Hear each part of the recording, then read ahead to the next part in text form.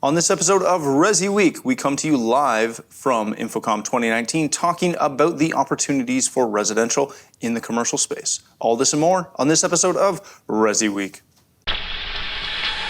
The network for the AV industry. What are you listening to? This is AV. This is AVNation. This is AVNation. This is ResiWeek, episode 175, live from InfoComm 2019.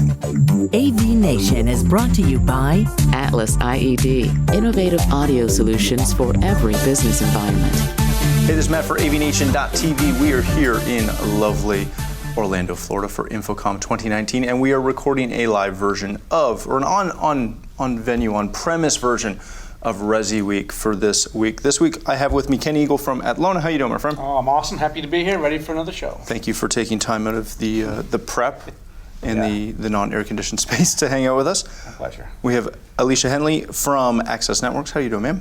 Good. Thank you for being here.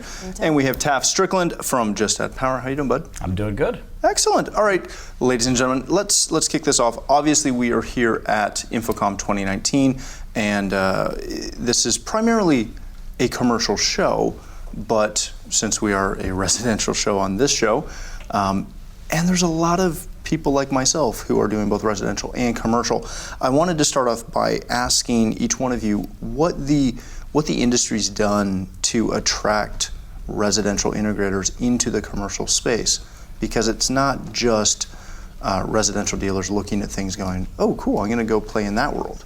There's been a two-side argument to that. Ken, give us a little insight on why integrators are moving into this space a little bit more from the resi side into that commercial side. Yeah, you know, that's this is a great topic, and we have, speaking from a manufacturer standpoint at Lona, we've got a ton of residential dealers out there. We built a brand on residential, and more and more of those dealers every year are asking about our commercial products. They see them, they want to get into that space for a couple of reasons. Because they've seen changing margins and changing opportunities in the residential space, and they'd like to see some of those gains come back, and a commercial space is a great way to pick those up. We target a lot of those guys with simple projects, simple solutions that they can use for those applications. And a show like this is a great place for a residential dealer to come in, see some of our light commercial solutions, and understand what it would take to get into that. A little bit of education, what they need to make a crossover into commercial, and what kind of applications they should be looking at and targeting if they want to grow the business over there. So I like the show for commercial. Mm-hmm. It's great, but it also can be good for that residential dealer who wants to learn just a little bit more. Not just our booth, you'll see it everywhere throughout the show. Mm-hmm. And as the technology changes, AV over IP, we'll probably talk about that some more today. You're seeing convergence across the board, across applications and into that commercial space. Resi dealers are feeling it, they're starting to grow. We offer through Atlona Academy an incredible education program for dealers. And a lot of that centers around networking for AV. Mm-hmm. And our residential guys are taking a ton of that, and they're applying it to these commercial applications too. Very good. Alicia, Ken hit on a couple of things that we were talking about pre-show, which we might get into just because it's fun for me. But you kind of took the same path that I did, where you come from pro audio, and now you're working for a residential manufacturer. What about this show as somebody who's made that shift the other way? What does this show have to offer residential dealers that other shows don't? I think Ken said it best. Education is a huge platform here. I kind of reverse psychology the way I did things. Like you said, I started in pro AV and then going to resi, but a lot of things that are here in the pro AV market started in the residential space. The Internet of Things, the home user, they like everything to be on their network, all their AV devices, and that kind of has trickled over into the commercial space. And like Ken said, a lot of companies that are in resi are realizing that there's a higher profit margin stepping into the commercial side. So it's a win-win to be here at InfoComm in my own capacity as well. Mm-hmm. Just learning from the show and seeing how residential manufacturers like Ken and Atlona and Just Add Power are utilizing this space to capitalize on the market. Very good. Taft, we've talked about this a couple of times. When you look at your plethora of integrators, right? You hit both sides really strong, just like Ken does, right? It's solutions that aren't tailored one for the other. They're broad. They can hit all things. How do you guys as manufacturers reach out to integrators who either are just residential dealers or they're residential and they dip their toe in once a year? How do you get involved in that from an education side, a promotion side? Hey, come check out this side. Well, we have an identity crisis because we equally play in both fields. Now, to take it a step further, my Huntington Beach, California birth certificate is stamped that I was born in the CEDIA space, because I've been in the CEDIA space for forever and ever and ever, since I was skinny and I didn't have any hair. So, and young. So there's that side of it. But we have always equally played for the last 10 years in the HDMI over IP space in both the CEDIA market and the InfoComm market. When we initially launched, because I was born in the CEDIA space, we did a lot more business in the CEDIA space than the InfoComm space, or the commercial side of things. We've kind of become the hand holder and first line for a lot of CEDIA integrators who did a fantastic job for a CEO of a large company, who now wants to do 200 huddle spaces or meeting rooms or lecture halls or large scale theaters or anything like that. So those guys kind of get forced into it because they did a great job in the guy's house and they got along with them great. Everything worked, and they did that classic, like, how do you succeed? You just do exactly what you say you're going to do, and it works. So those guys do that, and then their relationships have helped foster them there, and then we've been there to kind of handhold them into that process, into the larger projects, whether it's boardrooms and meeting rooms, or it's small integrator who one day calls and says, I have a 65,000 seat stadium. And because of that, I think we've gotten the ear of a lot of integrators on both sides, whether it's the CEDIA space or the InfoComm space. But looking at specific meetings that I have, my meetings due to outreach and dealer success and distributor success, my meetings of this show are 60% InfoComm and 40% CEDIA.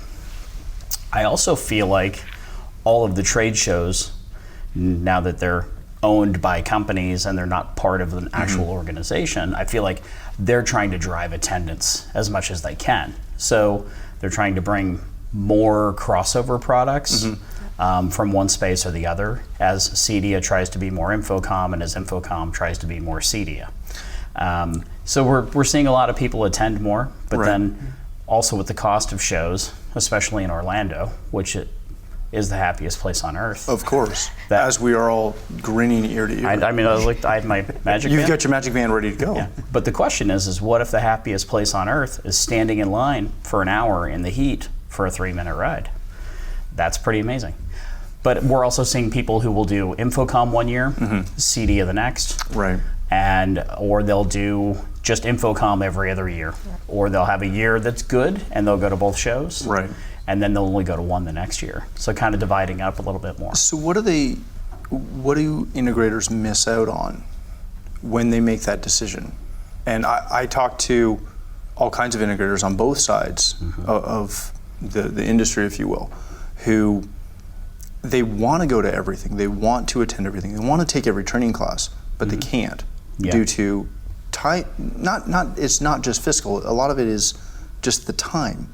This show for me, I do 3 shows a year. That's 3 weeks out of my year that are quote unquote vacation time, if you will, because I'm working, but I'm not in the office. I'm not answering. We're away from our businesses when we do this. How do you balance that as a manufacturer to say, we want you at every show, but we want you to be successful, so you stay in business and keep buying our product. Last night at dinner, we actually talked about the number of shows we'll do this year. Okay. And if we count the regional shows and ISE and CEDIA in Australia, my team will do about 150 shows this year. My gosh. Which is absolutely insane. It is insane. Similar for us too. Yeah. And then you talk about being out of the office for 3 weeks. you're not out for 3 weeks. You're at a trade show for 3 weeks, which means you're out for 5 to 6 weeks because you have planning and you spent 3 hours trying to figure out if you buy the $500 flight or the $700 flight, and what hotel to stay at and what are you going to wear, and you got to pack and you got to make everything happen before you leave so that it doesn't fall apart when you get back. So I just want your $300 flight for the role. Nice. One other thing I would add when you're talking about a residential dealership versus maybe a commercial dealership or looking to get into commercial, there's things changing, like technology, for example, and I think there's a lot of barriers breaking down. It used to be commercial had a certain skill set and technology they were using, residential had another. When I look at our lineup today at Lona Products, you've got what I would call right-wing residential products, left-wing commercial products, but they're still the same bird. Right. You know what I mean? So what's different, first of all, what's similar, they're all HDMI 2.0, 18 gigabits of bandwidth. They're all HDCP 2.2. They're all 4K ready. They all work with our software solutions. They all work with the same AV over IP. So from a technology standpoint, if you're learning one thing, you can apply it to a lot of places. That lowers the barrier to entry. The difference is the knowledge on the application. Am I designing for a commercial application? And what are those customers' needs versus am I designing for a residential application? And what is that end user's goals? Right. Alicia, you've, as we talked about earlier, you've been on both sides. Yep. From an education standpoint, kind of what we're alluding to right now, there is, from a technical standpoint, the skill set is very similar in a lot of situations. Obviously, you get into lighting, which we have below us, stage lighting. You don't see that in a lot of residential products. Right. But the mass number of booths are offering products that can be just as at home in a house or an office or a commercial environment. The education on application, which is kind of what you were alluding to, is where that changes. Yep. Where do integrators go, and how often do they realize they have to go somewhere to get that education on how to provide the actual application, not the tech, but the application of it, the design side? But that's why it's important to go to both sides of this thing, right? I mean, you get different type of education on both sides. With CEDIA, there's a lot more talk about how to actually implement networking, right? Because networking is a foundation of a home network system that we deploy. Here, it's more of just a convergence. It's coming down the line. So there's certain things when it comes to education that you don't necessarily get, and that's why I think manufacturers like these two come to both shows to lend those dealers what they need from both aspects, since they both dabble in both spaces.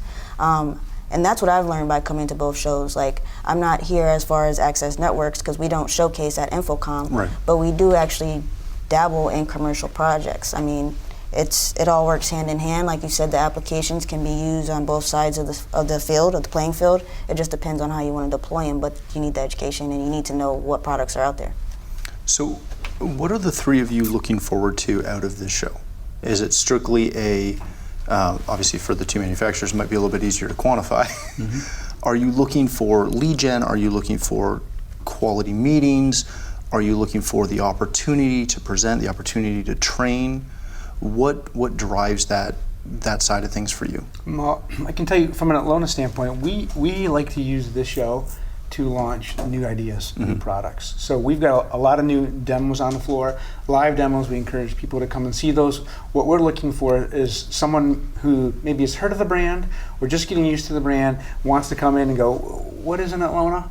And have an experience while they're in the booth so they can take that with them, take that away. So we love this show to get to our customers who know our brand and love our brand and want to see what we have coming down the pipe. And we love the show to showcase our technology for new people who are just getting into the industry or just getting introduced to our brand to come and learn and experience what our solutions are like. Very good. Taff? So first off, I'm a social animal, so this is a lot of fun. It's great to catch up with the people that we've been doing business with for the last decade. And then it's fun to, we got a Gold Star Award. We won Audio Product of the Year for the show from Commercial Integrator. Am I allowed to say that? You totally are. Okay, yeah. With our new Dante product, Dante integrated product. And so show what's new And for us, the big story is show what's new that works with everything that we've built over the last decade, Right. Which is fun. Catch up with old friends and make new ones. Show off what we're doing and educate people. So that's kind of the whole premise of it. We're not here for a long time, but we're here for a good time. Like it. And an educational time. So Very good. Alicia, obviously, again, you're not here as a manufacturer. You're here on your own as a freelancer. How do you determine success out of this show? How do you sit there and, Saturday morning as you're taking a flight home, go through your notes and go, that was worth the investment, that was worth the time? Partnerships. I come to build partnerships. It's like every year it's about planting a seed, right? You don't, just like manufacturers, you don't see, everybody who visits the booth doesn't buy something right away, right? But you develop that partnership, you've planted a seed, and then it's time to get back home. Once you're there, it's time to put in the work and continue to water that plant, and eventually it grows into something exceptional. Like, this is my 3rd year at InfoComm, and every year it gets better. Each year I've grown, I've got on bigger stages, meet new people, and create stronger partnerships. So that's what it's about for me. I kind of want to pull on that one for a minute, because everyone always asks me, what I get out of any of the shows I go to. Right. And, I've run the gamut of being here, not as a manufacturer, but kind of sort of supporting manufacturers a little bit. I'm now here mostly as press. I do very little for my own company at these shows. Don't tell my accountants. But every time somebody asks me why I go to so many shows and why I spend as much time at the shows as I do, is I always come back to this: yes, it's great to walk the floor. It's great to see all the booths that are out behind us and hopefully at least walk past them. Maybe not into them, but walk past them.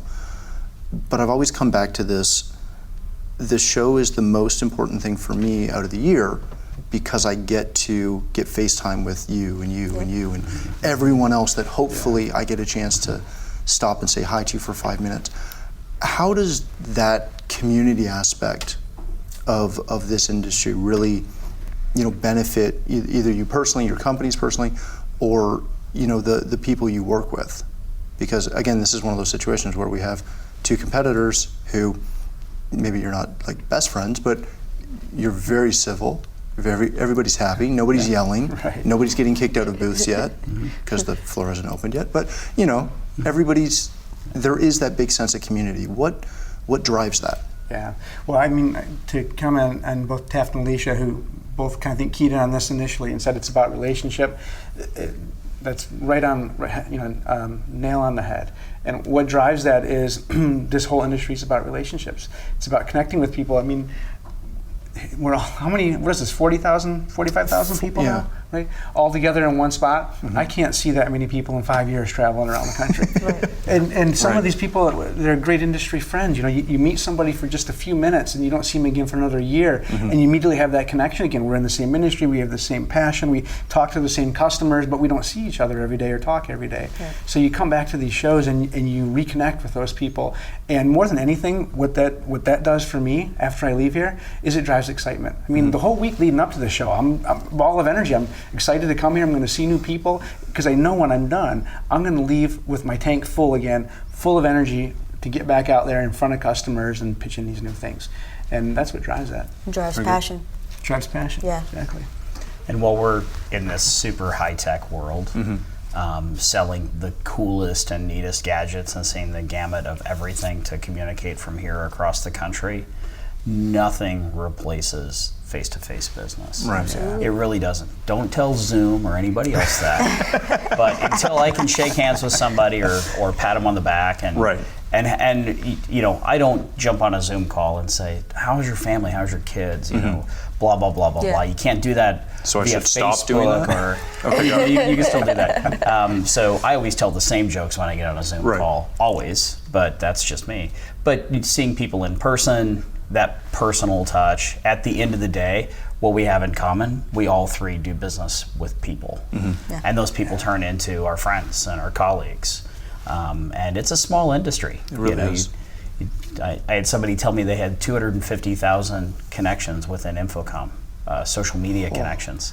I said, that's funny. There aren't 250,000 That's everybody. people. Yeah. So that's not every. It's a small community. Yeah. So, yeah. Last question before we go. One of the big changes that's come to this show in the, 8 or 10 years that I've been coming to the show is we started to see it kind of in a larger scale last year, and they're saying somewhere in the neighborhood of 12,000 people this year will be end users. That is something that either this show or ISE or CD Expo, it's still kind of new. Does it change the approach for anyone as you're either working in your booth, walking around, meeting people? What does that change of demographics do? Does it change anything for you? Yeah, it does, and it's interesting you brought that up because we just had a company sales meeting this morning, and this was a big portion of our discussion. It's a paradigm shift in business over the past year where a big part of our target audience is now the end user, where it really wasn't nearly as much emphasis put on that group in the past. And I'm really happy to see that end user also coming to the show because they're getting to experience what we have in the booth. And it changes that demographic because we're approaching that end user a different way. We're not coming at them with, we've got this product with these specs and this many gigahertz and this and that, because that's not their business. Their business is whatever they do and how do they communicate, enhance, and make that a more productive environment. And so we have to show them that. How do we make their business, their everyday, more productive? And so, yeah, it changes that a lot, and we invite them in, and it's great to have them at the show. Alicia, is it something where, as Ken pointed out too, he changes the way that he and his staff are approaching those individuals? Yep. Is that something that I would argue our industry's been pretty poor at?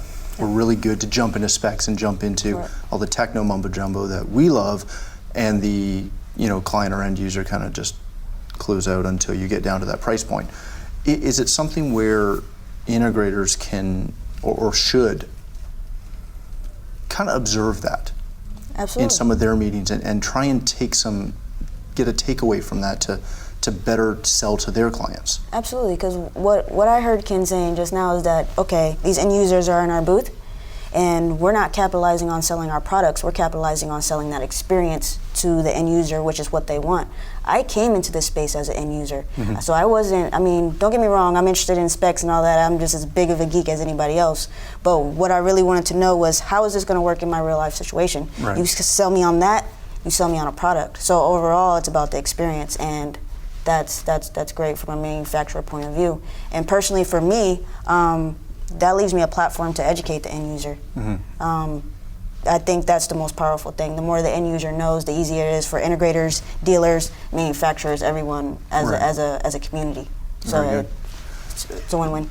We actually describe them as the end decision maker, as versus the end user.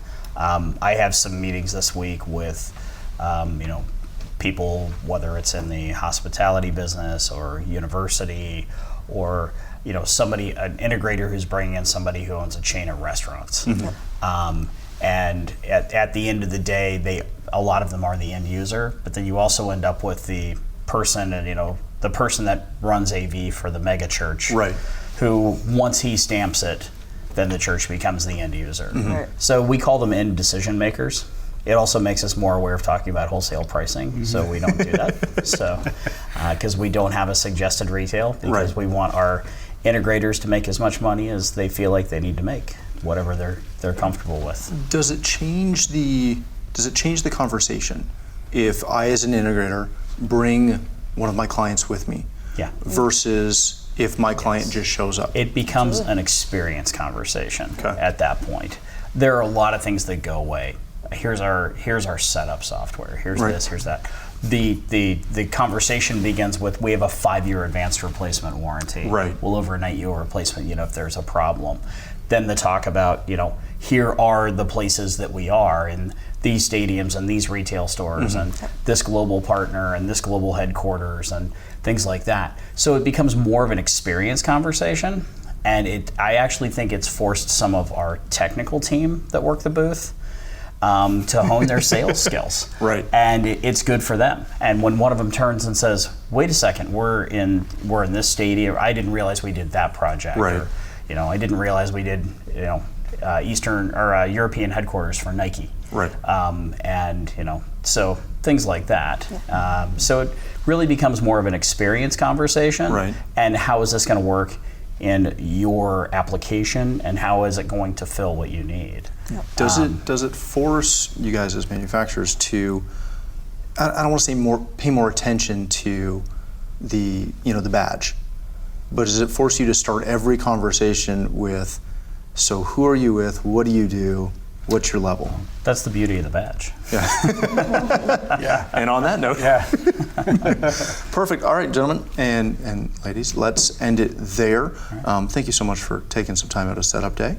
Thank you. Ken, if people want to connect with you, learn more about Atlona, where can they do that? Yeah, thank you.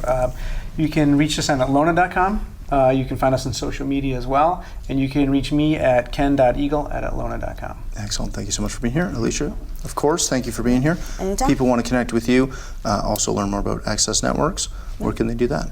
If you want to learn more about Access Networks, go to accessca.com and you'll find information on the company there. If you want to reach me personally, at The Smooth Factor on every social media platform, thesmoothfactor.com, all that good stuff. Every single one? Every single one, Every single except Snapchat. Yeah, that'd be weird. Taff, thanks again for being here. Yeah, so you can reach us at justaddpower.com.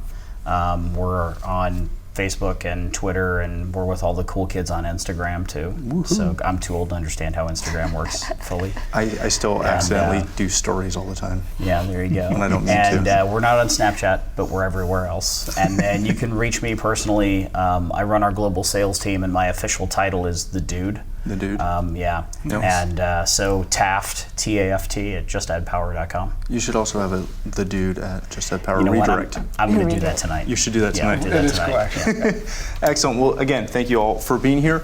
Thank you for watching. This has been a ResiWeek direct from InfoComm 2019. For more coverage from the show floor, please visit avnation.tv. That's avnation.tv.